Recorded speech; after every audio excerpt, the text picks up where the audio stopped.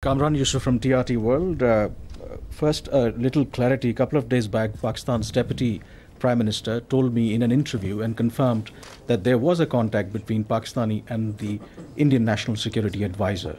And you were saying that there was no contact. Please clarify that. The Deputy Prime Minister said you there was a contact if there is a contact between 1, 2, 3, 4 parties. So I'm telling you there was no direct contact between the Pakistani NSA and the Indian NSA. If one party is talking to someone, and is talking to someone, is talking to someone, that happens in diplomacy, that is a practice. That is something novel. But I can confirm you there was no direct contact.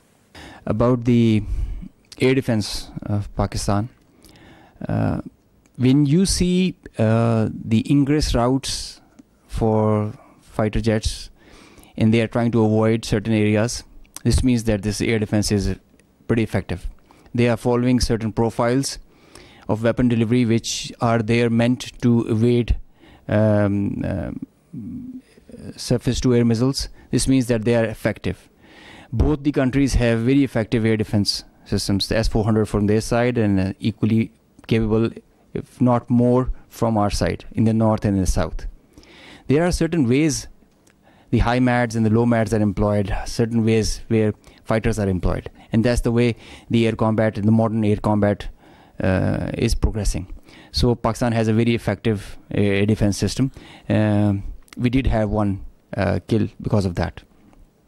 I can assure you. Assalamualaikum. First of all, thank you for this. I'm Hamza Jalani with the Financial Times. And I just wanted to ask, you mentioned that you got one kill with air defenses. If you could explain for the 4 other kills, which aircraft was used, whether it was J-10C or JF-17, and if there was an air-to-air missile used, if it was the PL-15, and whether that was the PL-15 export version or the original version.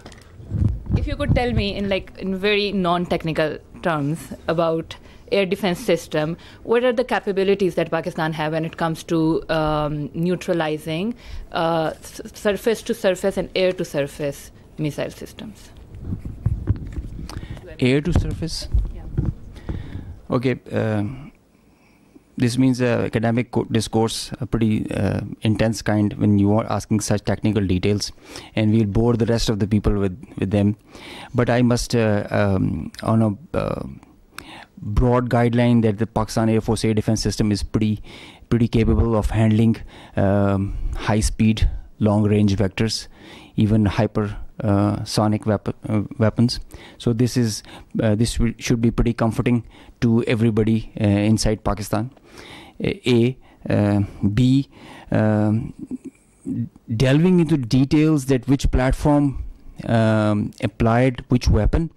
You see, in modern warfare, all the players have their own contracts as per the game plan, and they create opportunities. Sometimes you have cross pockets which are of providence. So let's not go into details with which aircraft at which angle and aspect, and at D-max was it at what delta. But we did have a high MAD kill. We had participation from GF-17, the F-16s, the J-10s, and PL-15E or X or Y. It's the short log that we had. Ji, Assalamualaikum. Abid Hussain from Al Jazeera. My question to DGISPR Saab. Sir, my question is that obviously you have denied very robustly that we did not send any drones or any missiles to India.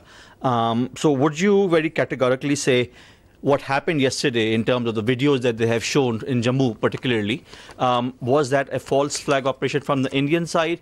And subsequently, maybe, perhaps tomorrow, whenever they come up with some sort of debris, which you have asked in this thing, if that does happen, how would you perhaps, is it going to become a he said, she said thing or something else? So these two things.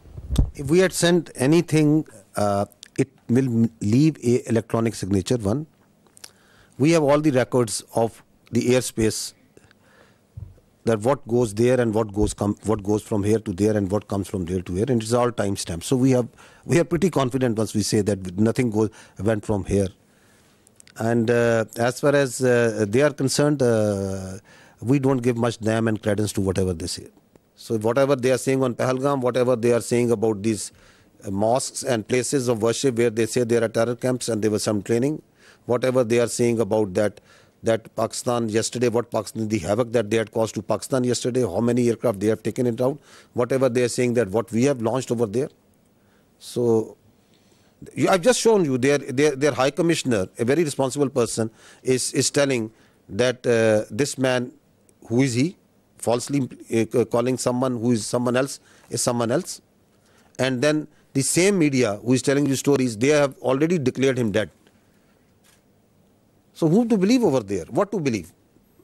You said that we are not escalating, but how does Pakistan military see the next steps on the escalation ladder? And do you foresee any ramp-offs in this process? Escalation ladder, you know, it is always unpredictable. Any of us have predicted that Indians would launch a phantom defense last night and start claiming that Pakistan has attacked India at 15 locations?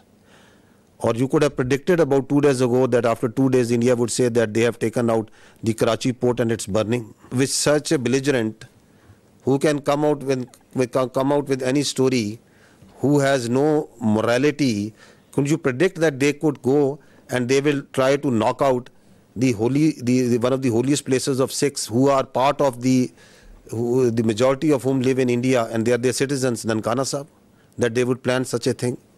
Could you predict that they will themselves target their own citizens and their own places and do in Amritsar with missiles? Can you predict that? You are asking me to predict that how I am going to behave? You want all the rationality and all the logic and all the cold responses from Pakistan, and you think that they have all the room to play and whatever they would like to do?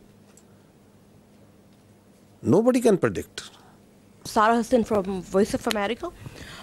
There is a fear among the public. Schools are closed, airports are partially operational, and as you also said that we will respond at our time. So do we think that we are still in the state of war? What do you think?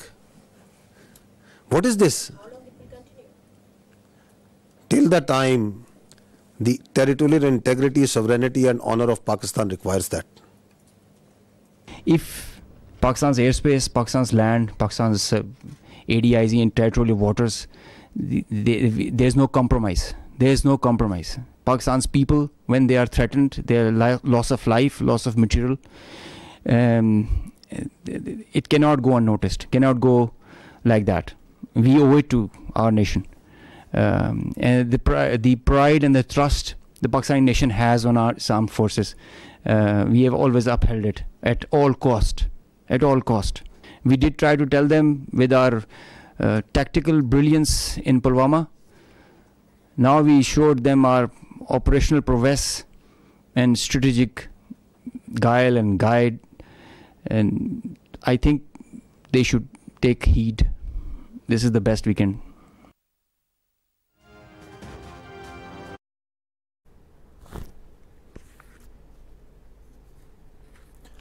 DGISPR की international media को briefing, पाक बहरिया और पाक फजाइया के senior अफसरान भी इस briefing में शरीक थे।